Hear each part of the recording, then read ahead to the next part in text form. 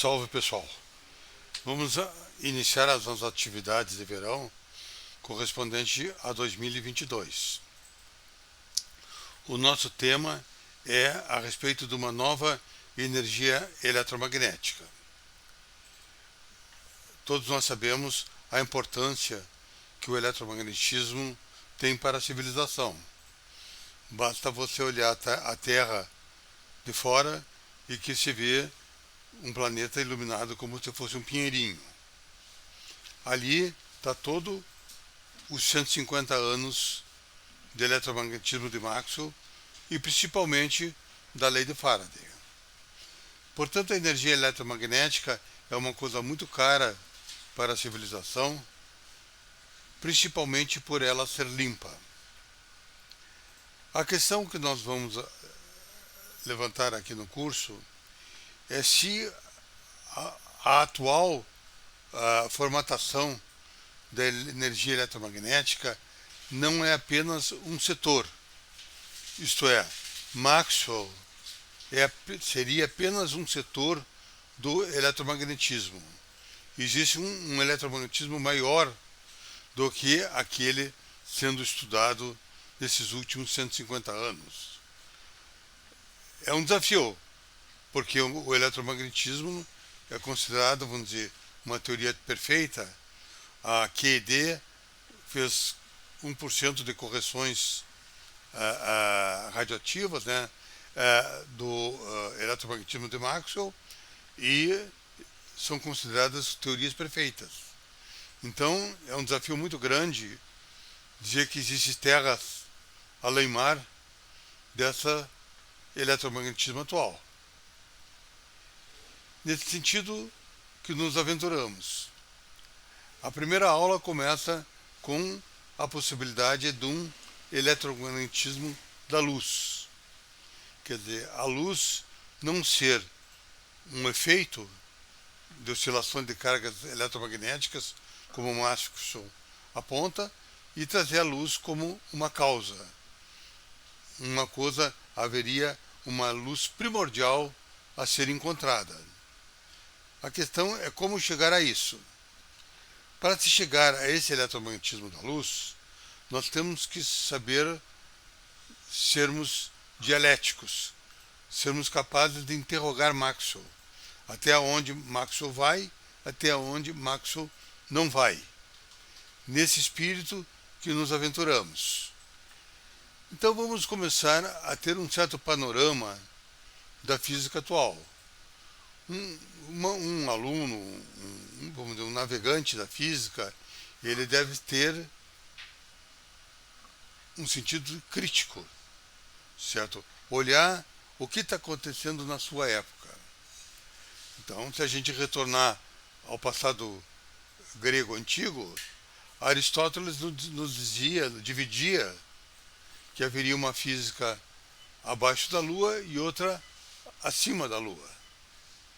Então, a Lua não é apenas um local para os amantes, mas também para os físicos entenderem o seu momento histórico. Dessa maneira, nós diríamos que existe uma física terrestre, que seria o modelo padrão, e uma física celeste, que seriam a supersimetria, supergravidade, dimensões extras, superstring, metaversos e assim por diante. E incluiríamos também, existe um elo perdido, que seria a tal da energia matéria escura. Então, dentro desse espectro Terra-céu, é que nós gostaríamos de começar a compreender o eletromagnetismo. A grande questão é justamente, vamos dizer, que às vezes, vamos dizer, o meio internacional condiciona muito os estudantes, os iniciantes, a buscar coisas acima da Terra, acima da Lua. E por muitas vezes existe muita física abaixo da Lua com uma história perdida, ou uma história que não foi escavada. Esse é um olho que uma pessoa, principalmente de terceiro mundo, deve ter. Muitas vezes, em vez do cara ficar falando em brains e coisas desse tipo, ele começou a observar que existem raízes que não foram desenvolvidas. E esse é um olhar muito importante numa meditação. Então, não é à toa que até hoje se fala em Yang Ying, porque é uma raiz profunda que foi escavada em tempos antigos. Dessa maneira, a gente deve ter uma noção muito clara que, digamos, existe física abaixo da Lua, física a ser feita através de teoria quântica, certo? Dentro de toda a nomenclatura da física atual, mas só com uma perspectiva diferente. Então nós citaríamos 3 elementos de uma história perdida. Vamos dizer o seguinte, a partir de 1930, poderia ter acontecido já um novo eletromagnetismo. Desde aquela época já começou a ter estudos sobre interação da luz com a luz. Em 1923 houve a interação da luz com o fóton. Isso despertou, através do cômputo, o efeito cômputo, né? Isso despertou um grande interesse que também a luz interagisse com a luz. E assim começaram, a partir dos anos 30, a aparecer teorias efetivas, tipo Bohr-Einfeld, Euler-Heisenberg, e assim por diante. Então, há um eletromagnetismo, vamos dizer, que se tornou efetivo, esperando a ser fundamental. E isso é uma história que, vamos dizer, quando você começa a dizer que o modelo padrão já está pronto, que não existe mais física abaixo da Lua, você começa a dizer que talvez, então, você torna Maxwell sacrossanto. E essas teorias efetivas como uma coisa periférica. Uma outra questão de história perdida é a questão do confinamento. O confinamento dos quarks, ele traz um corte à física de Galileu. Nos últimos 400 anos, a física tem sido uma ciência experimental. Os quarks trazem a não observabilidade. Então, esse é um tema para a física e a filosofia repensarem a existência de um lado não observável na natureza. Um outro tema de história perdida que eu citaria é a questão da simetria de Yang-Mills. Se tornou canônico na física que a teoria de grupo ela guia a teoria de Gauge. Dado um certo grupo de simetria, você retira matematicamente os números de geradores e aqueles geradores implicam o número de bósons de Gauge intermediários. Será que isso também não é apenas uma parte da simetria? Ou não seria a simetria de Gauge não seria uma coisa maior que a simetria de grupo? Bom, então nós estamos diante dessa situação. E essa situação, ela diz o seguinte, que, digamos, nós temos que buscar raízes, certo? Raízes do tipo, minha terra tem palmeiras, onde canta o sabiá. Será que nós conseguiremos fazer esse tipo de enfoque de busca de raízes, no caso do eletromagnetismo? Então, é muito importante quando uma pessoa vai tentar fazer uma aventura, ela ter uma noção histórica das coisas, certo? Não adianta que vai ser uma equação que vai resolver ou coisa desse tipo, ou a solução de uma equação. Você tem que primeiro ter uma noção histórica, certo? E essa noção histórica, ela é baseada no eletromagnetismo em 3 fases. A primeira fase seria a questão de entender o desenvolvimento de cargas e ímãs. É uma coisa que vem desde a Grécia Antiga e em 1600 o inglês William Gilbert escreveu um livro justamente fazendo todo um resumo desse desenvolvimento. As equações de Maxwell, elas justamente trazem, vamos dizer, em 1865, o desenvolvimento de cargas e campos. Então, uma carga, ela gera um campo elétrico e magnético. Nesse desenvolvimento que aconteceu os últimos 150 anos. Daí a questão, o que é esperado para o século XXI, certo? Então, o século XXI, a expectativa é que campos comecem a gerar campos. Você comece a ter uma não linearidade.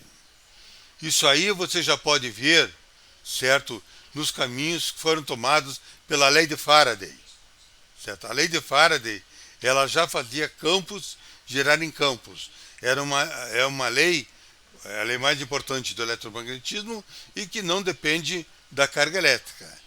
Então é importante a gente entender essas três fases da história do eletromagnetismo. Equações de Maxwell. As equações de Maxwell, elas, digamos, então se tornam o ponto de entrada.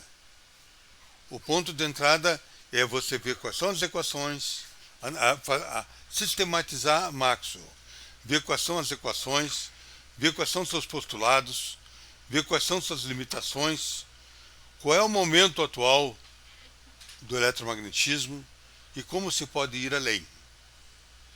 Então, as equações de Maxwell são 4 equações bastante conhecidas, né?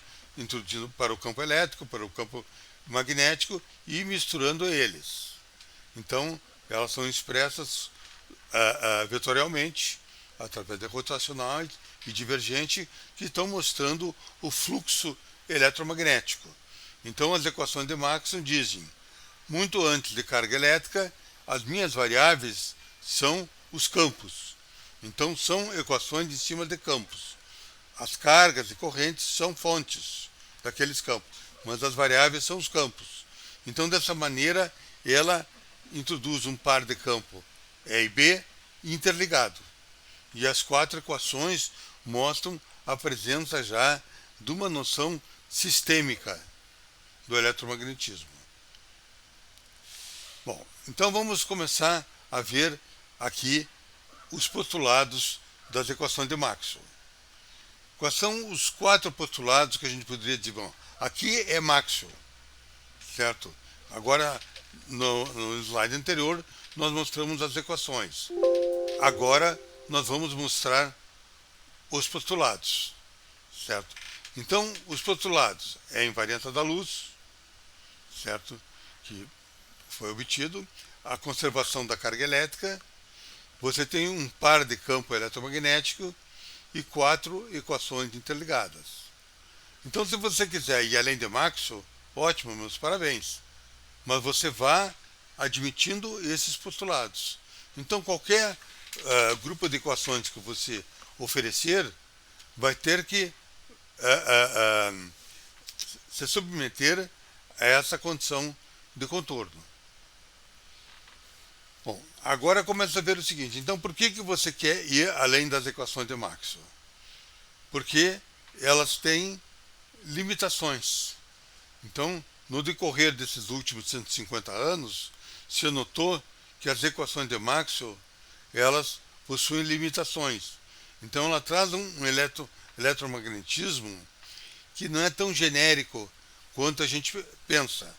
As equações de Maxwell tiveram um valor espetacular com a luz sendo uma onda eletromagnética.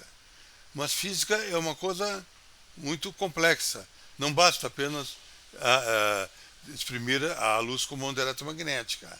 As equações de Maxwell trazem, ao mesmo tempo, limitações, como serem lineares, certo? Vamos dizer, terem a polarização e a magnetização colocadas à mão.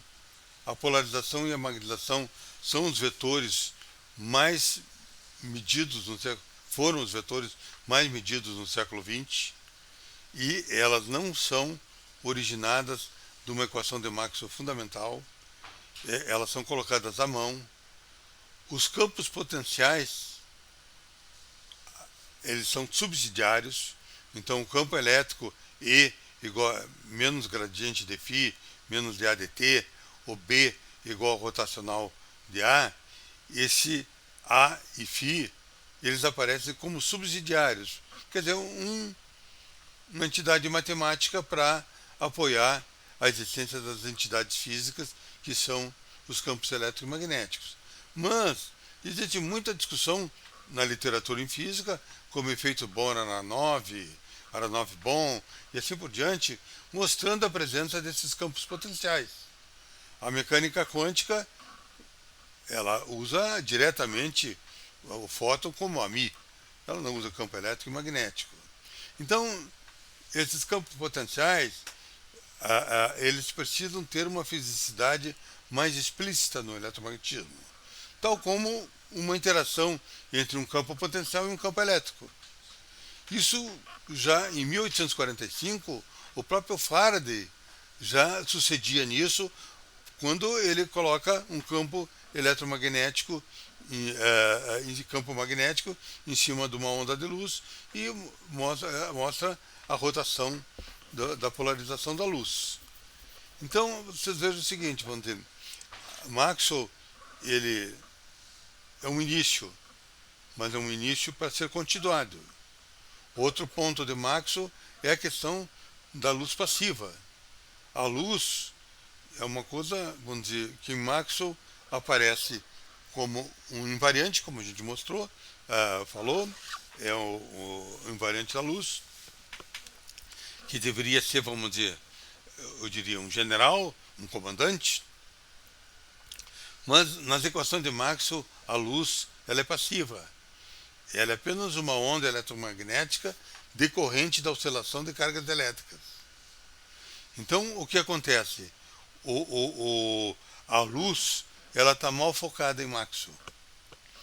Há uma luz primordial que Maxwell não retrata. Então vamos chamar essa luz do Gênesis, Deus fez a luz, não é a luz que está em Maxwell. A luz que está em Maxwell é a luz feita pela oscilação de cargas elétricas. O outro aspecto é que em Maxwell, vamos dizer, desde 1925, onde o spin se tornou inteiramente presente na física. Então você tem um acoplamento de campo magnético com spin. Mas isso em Maxwell é colocado à mão, inclusive de uma maneira não renormalizável.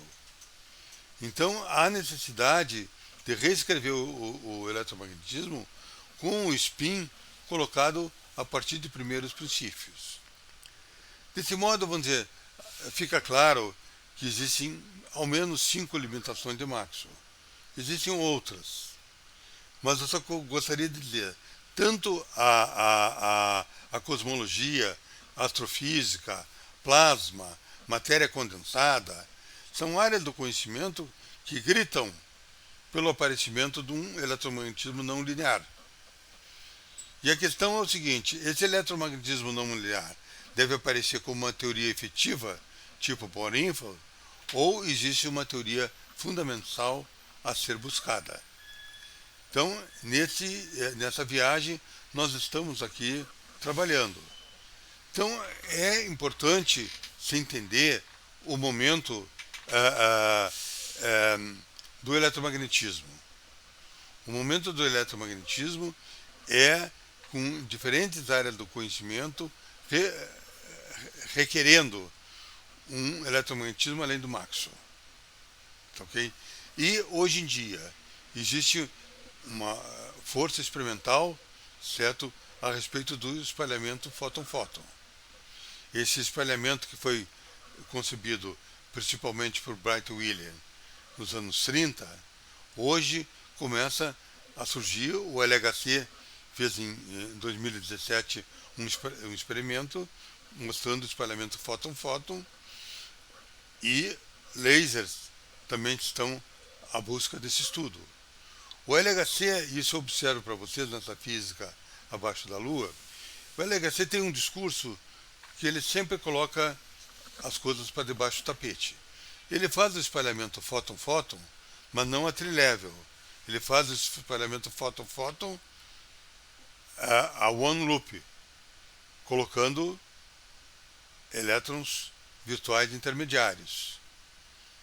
Não é esse o sentido maior.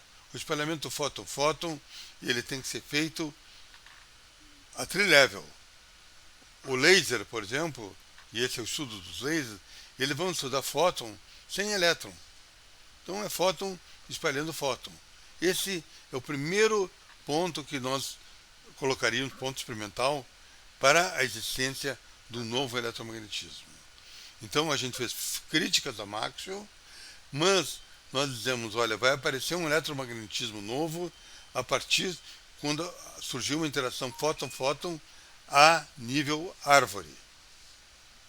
Bom, então, eu gostaria de colocar para vocês que, digamos, vamos dizer, atualmente existe uma série de lasers sendo construídos ou construídos em volta do mundo buscando testar a linearidade da luz. Tá? Então, isso aí, vamos dizer, é um assunto, vamos dizer, bastante quente, certo? E que nos próximos 5 anos vão ter resultados bastante visíveis. E esses resultados serão experimentais e buscando qual é a teoria ao o interpretar, certo? Então, se no século XIX nós estávamos com carga elétrica gerando campo elétrico, agora nós vamos estar com lasers gerando fótons autointeragentes a tri-level. Bom, nesse sentido, então, há uma necessidade atual de modelos teóricos de extensões não maxwellianas, como é dito. Essas extensões maxwellianas, elas podem ser divididas em 4 categorias. Umas a respeito do modelo padrão, outras com física além do modelo padrão, outras extensões puramente não lineares e outras extensões devido à dimensionalidade, ver em 2 dimensões, 3 dimensões, etc. Ao todo, existem cerca de 53 extensões não maxwellianas. Então vocês vejam que, digamos, não é uma nem duas. Existe uma alta procura de se ir além de Maxwell. A física não vive apenas de superstrings. A essência, vamos dizer, hoje em dia, uma das essências é buscar um novo eletromagnetismo. Vocês relembrem que naquela física abaixo da Lua, que eu citei, aquela física abaixo da Lua, ela tem um novo eletromagnetismo, uma interpretação do confinamento, o de Young-Mills. Aqui, com esses 53 modelos, você nota que existe uma grande procura por extensões maxwellianas. Acontece que a grande maioria dessas extensões são teorias efetivas. Dessa maneira, existe uma pergunta fundamental, que é como buscar uma teoria eletromagnética fundamental. Quer dizer, como você pegar a Lagrangiana de Maxwell e colocar novos termos, certo? Que sejam fundamentais. Então, esse vem o contexto que nós estamos aqui discutindo.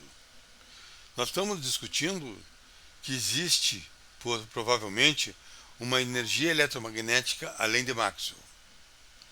E essa energia eletromagnética, ela vai trazer uma nova forma de energia, e isso é o ponto mais fundamental, como nós citamos, para a civilização.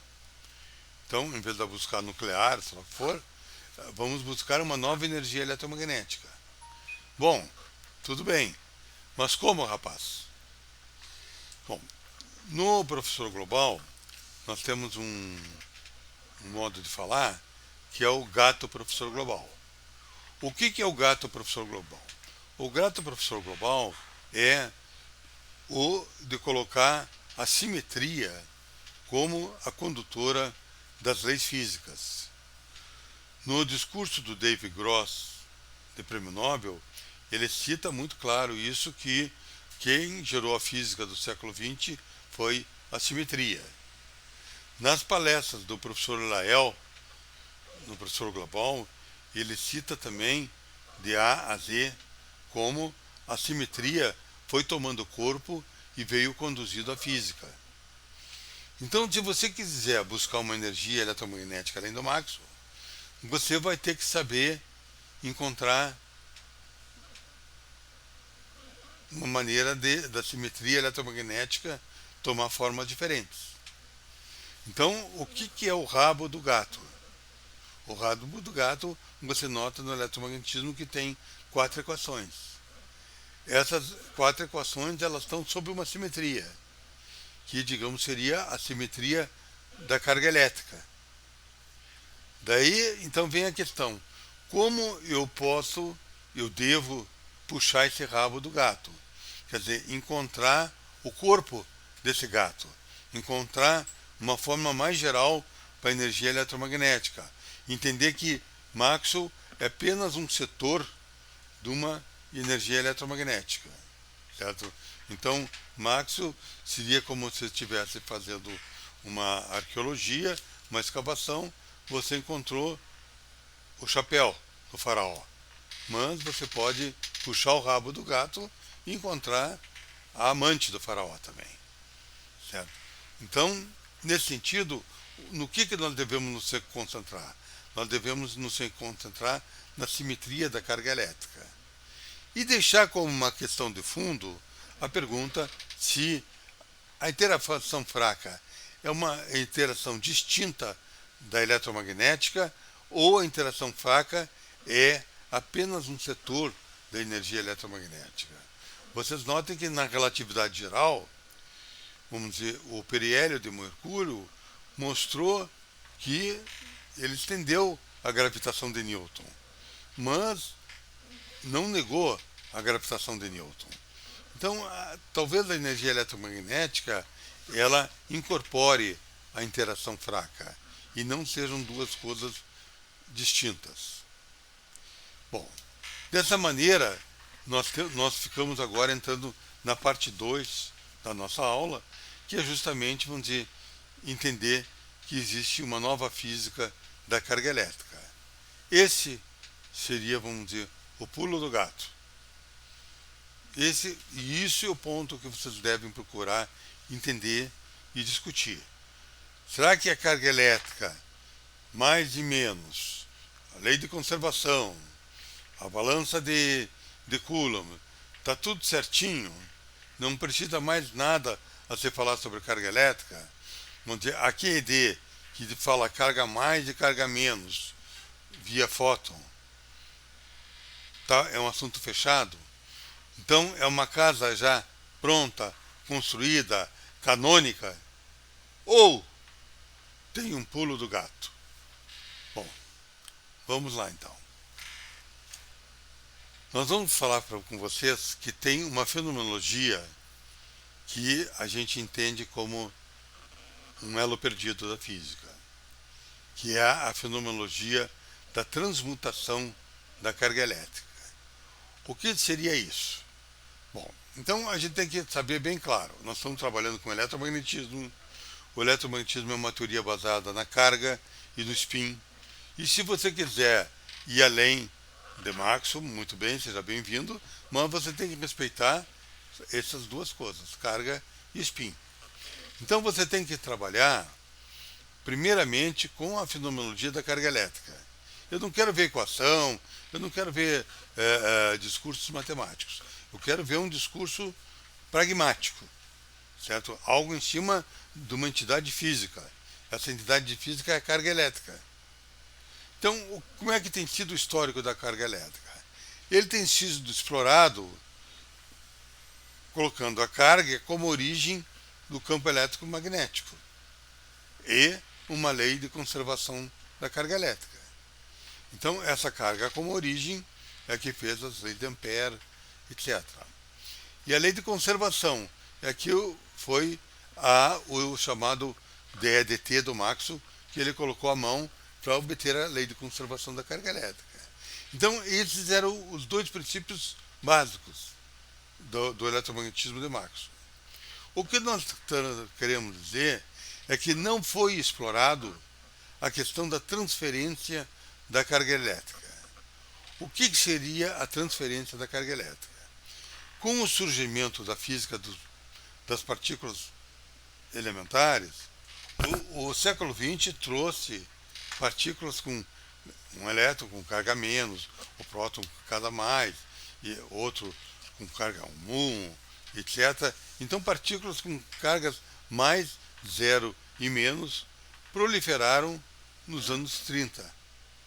Entende-se? Então, você quando pega, vamos dizer, a conferência que teve em 1938 em Varsóvia, aquela conferência foi para discutir as partículas elementares descobertas e havia uma pleiade de partículas com cargas diferentes. Então, já naquela época dos anos 30, você sabia que uma partícula mais ia numa menos ou numa zero e vice-versa. Então, havia uma transferência de carga mais zero menos entre si. E a própria teoria de quântica de campos, a partir dos anos 30, apoiava essa ideia de que havia criação e aniquilação de partículas. Então você poderia estar perfeitamente com um elétron com carga menos e massa 0,51 e ele ser transformado numa outra partícula com uma carga zero ou mais e um outro tipo de massa e spin. Então a teoria quântica de campos é a teoria da transmutação de quanta, de quantum. Então os quantos, eles são como nós, eles vivem por um pouco tempo, entende? Então dessa maneira você diz o seguinte: eu não vou ser tão profundo quanto a teoria quântica de campos, dizendo que o quantum se transmuta, mas eu vou pegar um pedacinho e eu vou dizer que as cargas, elas também se transmutam. Então você pode ter uma conversão de cargas entre si. A carga mais pode ir para a carga zero e pode ir para a carga menos. Com isso, a gente quer dizer que, digamos, existe uma história perdida, que é a tríade mutante. Essa tríade mais, zero e menos. O eletromagnetismo é isso. O eletromagnetismo é uma teoria geral da conversão entre cargas. Então, essa teoria geral não foi desenvolvida. Voltamos a dizer, quando aparece nos anos 40 a QID propriamente dita, ela só trabalha com a carga mais e menos e o fóton. Ela deixou a carga zero, vamos dizer, congelada ou distante. Então, o que nós queremos dizer é o seguinte: eletromagnetismo é a teoria da carga elétrica. E existe uma percepção genérica de carga elétrica, que é a conversão entre cargas mais, zero e menos, formando uma tríade mutante. Essa tríade mutante requer o desenvolvimento de uma nova teoria eletromagnética. Então, vamos começar a colocar isso na cabeça, que mais, zero e menos se convertem. Então, quando você começar a reolhar, então, o beta decay, que é também, nós estamos nos anos 30, certo? A reação do nêutron decaindo no próton, no elétron e na neutrina, pode ser vista como a transmutação do nêutron em próton, através de uma constante de acoplamento GF, ou pode ser vista também como uma nova manifestação da energia eletromagnética. Então, a carga zero foi numa carga mais e numa carga menos. Houve uma transferência de carga. Então, essa reação do beta decay pode ser vista não como uma nova constante de acoplamento, uma nova interação, não, mas uma transferência de carga. Nós estamos dentro do escopo do eletromagnetismo. Então, a troca de cargas no beta decay ela ser uma extensão ao eletromagnetismo de Maxwell com uma constante de acoplamento diferente da carga elétrica. Então, você, se quiser incluir a interação fraca dentro da eletromagnética, você vai ter que desenvolver um eletromagnetismo com essa transferência de carga e que tenha constantes de acoplamento além da carga elétrica, que daí você pode incluir o GF, certo? Bom, então nós temos o seguinte a questão: será que nós devemos partir da atual eletrofraca, que inclui o grupo 1 com SO2 local, certo? Que, vamos dizer, no modelo padrão, o que acontece? Vamos dizer, você obtém, vamos dizer, o eletromagnetismo como 1, né, e S2, isso antes da quebra espontânea, e a 241 GeVs você tem a quebra espontânea e você tem um eletromagnetismo abeliano. Isso é o que faz o modelo padrão. Ou será que não? Será que você não teria um eletromagnetismo de 4 cargas, de 3 cargas intermediárias, e essas 3 cargas estão sendo intermediadas por 4 campos, sendo descritos por uma simetria 1 vezes S2 global. Então aí nós começamos a fazer a nossa digressão. Então, o que nós queremos novamente enfatizar é o seguinte: existe uma história perdida. Uma história perdida do eletromagnetismo que foi perdida com certeza nos anos 30. O pessoal começou a fazer um eletromagnetismo efetivo e não foi para o eletromagnetismo da troca de cargas mais zero ou menos.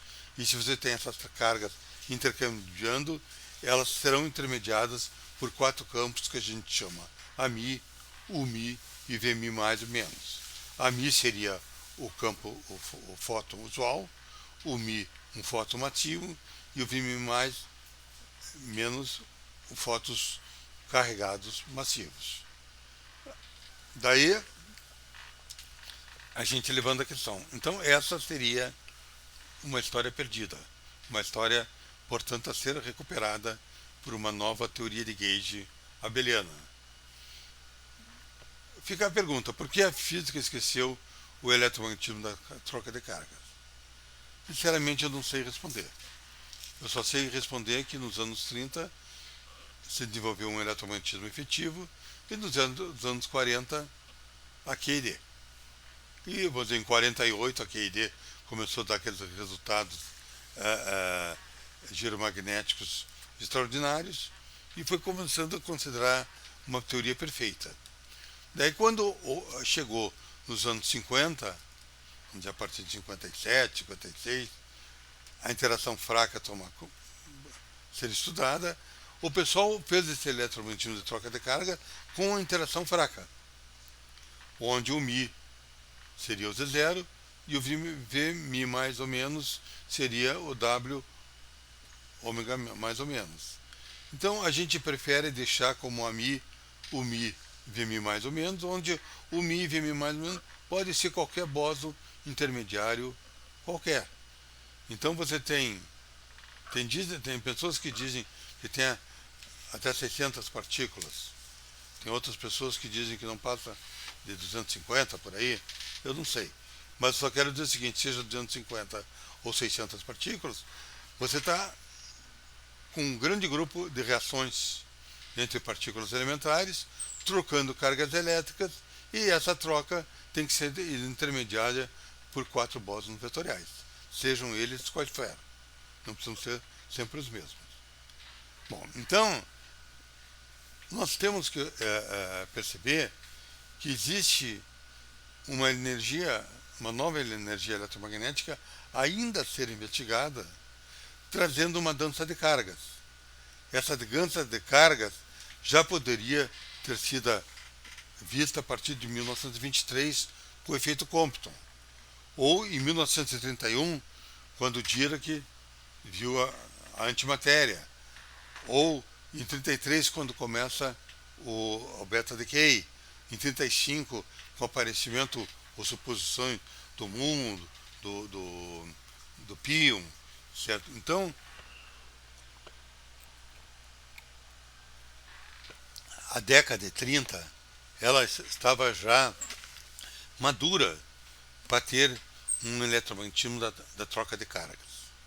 E isso eu chamaria de história perdida. Esse é o ponto que eu vejo para vocês. Então é um ponto para vocês refletirem. Refletirem. Porque daqui para diante a gente começa a colocar a teoria de Gage e começa a ir em frente. Mas então refletindo, será que esse cara é um louco? Está inteiramente errado? Isso é uma grande babaquice? Entende assim? Ou isso é uma história perdida? Então é uma questão, não tem matemática, não tem nada. Só tem uma fenomenologia. Só tem uma fenomenologia, que é a fenomenologia da carga elétrica. A fenomenologia da troca de cargas elétricas. Certo? Da fenomenologia da mutação da carga elétrica, da transferência da carga elétrica. Seja qual for o enfoque que você dá, é que você tem uma fenomenologia onde você tem que incorporar um eletromagnetismo não com mais e menos, mas com mais zero e menos. Então, na época da balança de Coulomb, você não via carga zero. Mas agora você começa a ver a presença da carga zero. Certo? Então, você começa a dizer, não, carga zero não existe. É zero. Certo? Daí você pergunta o seguinte, vamos dizer, o fóton, ele tem energia eletromagnética ou não? Então, ele tem carga zero e carrega campo elétrico, energia, né, I2 menos B2, vetor de ponte, E externo B. Então o fóton, ele está carregando campos eletromagnéticos. Então, e ele tem carga zero. Então vamos começar a tirar um pouquinho esse foco que você não tem, que carga zero não dá choque. Entende assim? Bom, então vamos começar a ver a simetria da carga elétrica. Então você diz, bom, eu tenho 4 bósons vetoriais, a Mi, o Mi e Vmi mais menos, certo? E eu quero ver como é que a carga elétrica, a simetria da carga elétrica se manifesta. Então, assim como o Maxwell colocou dE dt, você agora vai colocar a simetria da carga elétrica e vai usar o teorema de Noether. Certo? Então, você vai agora, o primeiro passo que a gente deu até agora foi introduzir uma lei de conservação. Uma fenomenologia da carga elétrica. Então, ou você chega, agora cabe a vocês admitir, ou tem uma fenomenologia da carga elétrica com 3 cargas mais zero menos e zero, ou não. Bom, admitido isso, vocês vão admitir que tem 4 bósons intermediários intermediando essas 3 cargas. Isso é dedução lógica. Agora vem a questão que é outra imposição. Qual é a simetria dessa carga elétrica? Qual é a simetria de Gage que vai respaldiar essa carga elétrica e introduzir a sua compreensão através do teorema de Noether? Então você diz, bom, carga elétrica, em princípio, deve ter simetria U1, abeliana. Agora, para o teorema de Noether, porque só tem uma carga elétrica, uma carga elétrica em sentido genérico. Né? Bom, vocês vejam que o modelo padrão, ele começa com SU2 cross 1, mas ele acaba terminando a parte física dele mesmo com um eletromagnético. Então, o que é fóton, o que é Z0, o que é W, etc., é vindo da teoria 1 e não do SU2 cross 1. Por quê? Porque ali que ele se manifestou a quebra espontânea de simetria e a presença da carga elétrica. No caso, a gente diz, bom, já que a gente vai fazer uma teoria de Gage abeliana, nós vamos colocar essas transformações abelianas que estão embaixo, onde o V mais e o V menos, por serem carregados, tem que ter o E elevado a I, que é alfa. Então, essas transformações de gauge que estão colocadas ali são os inícios para a gente construir uma teoria eletromagnética nova. Certo? Então, não tem nada de especial. Isso aí é, é, é a lógica que a gente vai seguindo. Daí você vai pegar essa simetria que você tem e estudar o teorema de Noether. Ali você vai fazer uma leitura da simetria da carga elétrica. Então você ainda nem se preocupou claramente em lagrangianas, você está seguindo que eletromagnetismo é carga elétrica tem uma nova fenomenologia, que são mais zero e menos.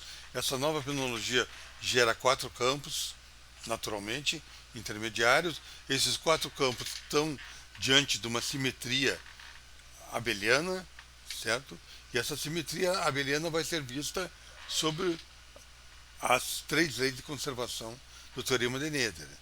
Então você resulta nessas 3 leis, ali, uma ligada a alfa, outra de Ronde alfa e outra de Ronde alfa, certo? Então são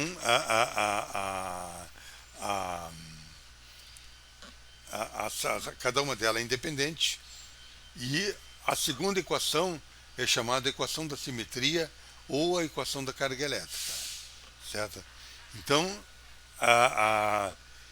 agora nós vamos começar a ver que fenomenologia, o que é, vamos dizer, o que isso aí quer dizer, que essa quer ser lido. Bom, então, abrindo isso aí para o teorema de Noether, o teorema de Noether é o nosso indicador sobre as consequências da simetria da carga elétrica. Então, vejam bem, o teorema de Noether é uma coisa além daquela corrente de deslocamento que o Maxwell colocou. O teorema de Noether mexe diretamente nas leis de conservação, na simetria sendo envolvida. E no caso que a gente está traduzindo, eletromagnetismo é a simetria da carga elétrica. Então vamos ver que equações que dá. Então a primeira lei de Noether é a lei da conservação da carga elétrica. Então é dada para essa expressão a carga elétrica, ali o Jn de Noether igual a IQ, que é a carga elétrica, multiplicada por aqueles fatores que onde envolve os campos carregados, V mais, a lagrangiana, e depois o V menos e a lagrangiana. Então, se você estudar a lagrangiana correspondente, você vai ter toda essa relação de leis de conservação da carga elétrica. Agora você nota que essa carga elétrica ela tem uma conservação, a corrente de Noether é uma corrente que tem os campos V+, interagindo com os outros campos que são os tensores de intensidade de campos, vamos dizer, Vm menos e assim por diante. Então você tem aí uma configuração grande que ainda não dá muito para uma pessoa entender, porque a gente não falou muito, mas que tem campos granulares e coletivos. Esses E pequeno que tem aí são campos coletivos, campos eletromagnéticos coletivos, que mais tarde nós vamos falar um pouco melhor sobre eles. Então, esses campos eletromagnéticos coletivos são uma primeira grande novidade desse modelo. Por quê? Porque quando você olhar as equações de movimento, esses campos eletromagnéticos coletivos, eles fazem o papel da polarização e a magnetização. Então, aquelas limitações de Maxwell, aquelas críticas que a gente faz, aí aparece, a partir de primeiros princípios, os campos eletromagnéticos coletivos, derivados de uma lagrangiana. E pertencentes aí, no caso, você vê, a carga elétrica inclui a presença deles. A segunda equação de Noether é a própria equação da carga elétrica. Então você tem a carga elétrica, ali o JMN, como uma fonte, é uma lei conservada, mas tem também um de Rondini-Kanimi, onde isso aí, você abrindo, é uma lei de propagação. Quer dizer, você nota na equação abaixo que você tem uma equação de movimento de Rondini para F-mini, Unimi, Vnimi mais, Vnimi menos, e também para partes granulares e simétricas. Então, você começa em Maxwell, as equações de Maxwell, elas coincidem com a da carga elétrica. Nesse eletromagnetismo de 4 campos, não. Então, você tem uma própria equação da carga elétrica. Então, ela tem seu próprio comando. Ela não é, em Maxwell, você tem que de Rondini F mini igual a J mi, e ali está a Noether e está a equação de movimento de Maxwell dizendo a mesma coisa. No caso aí, não. Essas equações de Euler-Lagrange e a equação da carga elétrica são diferentes. Então, o que acontece? Você corporiza, dá mais corpo à tua teoria. Vamos dizer, você tem uma própria equação da carga elétrica. E, finalmente, você também tem uma equação de vínculo da carga elétrica, que é esse de Mi, Kanimi, e que isso aí te traz um vínculo na tua teoria. Mas é um vínculo que não modifica a estrutura da tua lagrangiana. Então significa que os teus observáveis, que são os tensores intensidade de campo, ou seja, granulares ou coletitivos, eles são preservados, apesar da carga elétrica traz um vínculo. Então, o que eu estou querendo dizer é o seguinte, vou dizer, o eletromagnetismo, ele vem da carga elétrica, certo? O Maxwell coloca de EDT para conservar a carga elétrica, e esse eletromagnetismo, depois, ele olhando microscopicamente, você começa a sair daquele aspecto macroscópico de Maxwell e começa a ver o eletromagnetismo sobre a performance de partículas elementares. E essas partículas, elas têm reações entre partículas elementares baseadas no intercâmbio de cargas mais, zero e menos, que leva você a ter 4 bósons intermediários. E esses 4 bósons intermediários, você vai colocar uma simetria da carga elétrica para eles. E essa simetria da carga elétrica, além de ditar a simetria de gauge dos campos, que vai gerar a lagrangiana, ela gera também uma simetria da carga elétrica com o teorema de Noether, trazendo uma equação própria para a carga elétrica. Então, essa equação própria da carga elétrica é uma coisa que não é vista de uma maneira singular na teoria eletromagnética de Maxwell. Dessa maneira, a gente consegue começar a ter uma visão que esse eletromagnetismo de transferência de carga, que a gente chama de elo perdido, ele pode vir a ser uma nova perspectiva eletromagnética. Então, você nota o seguinte, que essa nova simetria da carga elétrica, ela resulta na presença de novos tensores, intensidade de campo, certo? Então, aqui já começa a você mostrar que existe um eletromagnetismo novo, que você não tem apenas o campo elétrico e magnético de Maxwell, você tem campos eletromagnéticos granulares e coletivos. Então, uma extensão começa a aparecer. Tá. Essa lagrangiana eletromagnetismo, ela começa a ter setores abelianos trilineares e quadrilineares. O notável é que você começa a trabalhar com uma lagrangiana abeliana não linear. E essa lagrangiana abeliana não linear incorporando 4 campos, eles vão ter setores abelianos trilineares e quadrilineares. Então você está com um eletromagnetismo autointeragente.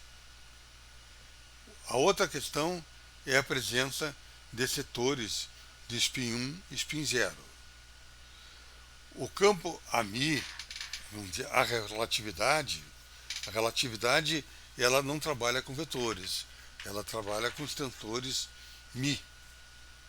E um campo AMI, ele está levando, segundo o grupo de Lorentz, carregando spin 1 e spin 0. Então, quando você está falando em termos de AMI, você está tendo que entender que você tem spin 1 e spin 0. O interessante é que essa teoria consegue separar, nós vamos ver em aulas seguintes, o setor do spin 1 e o setor do spin 0. E coloca eles independentes, cada um deles tem a sua própria dinâmica, tem os seus próprios tensores de intensidade de campo, e dessa maneira você desacopla o spin 1 do spin 0. Então você tem fóton no spin 1 e tem fóton escalar também. E isso é uma coisa esperada. Por que foi retirado das teorias a existência de fótons escalares? Porque, segundo a invariância da luz, a relatividade, você tem que ter fóton vetorial e escalares juntamente. Assim como você tem campo elétrico e magnético juntos, você tem que ter esses fótons juntos. Bom, e outra perspectiva que surge, que nós também vamos ver ao decorrer, é a presença de fótons autointeragentes.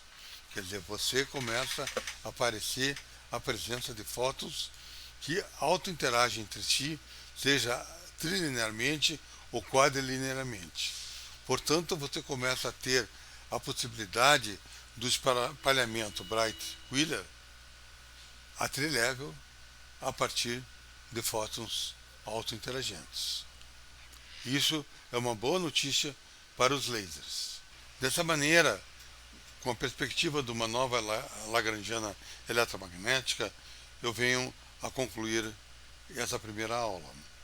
Quer dizer, essa primeira aula é, vamos dizer, mostrar que existe um eletromagnetismo da luz para o século XXI, um eletromagnetismo que, para chamar-se eletromagnetismo da luz, tem que possuir fótons autointeragentes a trilevel. Então, você tem que saber propor uma lagrangiana a nível fundamental para o eletromagnetismo, trazendo esse eletromagnetismo da luz. E o que nós fizemos? Em vez de fazer a carga elétrica ficar oscilando e gerando luz, nós vimos a carga elétrica como uma transferência de cargas, aquela tríade mais zero e menos, e dali nós montamos uma nova lagrangiana, que é a lagrangiana que nós chamamos de 4 bósons vetoriais, e como consequência dessa lagrangiana aparece fótons autointeragentes. Então, nós concluímos por aqui e na próxima aula tentaremos nos aprofundar um pouco mais no dito.